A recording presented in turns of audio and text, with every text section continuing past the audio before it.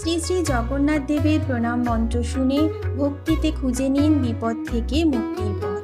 শ্রী শ্রী জগন্নাথ দেবের প্রণাম মন্ত্র। নীলাচল নিবাসায় নিত্যায় পরমাত্মনে বলভদ্র সুভদ্রাভাং জগন্নাথায় তে নমঃ। অনুবাদ: যারা পরমাত্মা স্বরূপ এবং নিত্যকাল নীলাচলে বিরাজমান, সেই শ্রী বলদেব, শ্রী সুভদ্রা এবং শ্রী জগন্নাথ দেবকে আমি সশ্রদ্ধ প্রণাম জানাই।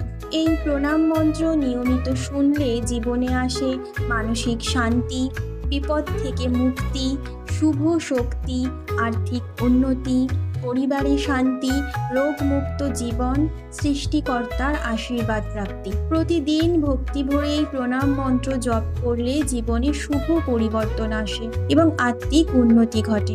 শ্রী জগন্নাথের চরণে প্রার্থনা জানাই, তিনি সকলকে শান্তি ও সমৃদ্ধিতে পরিপূর্ণ করুন। জয় জগন্নাথ।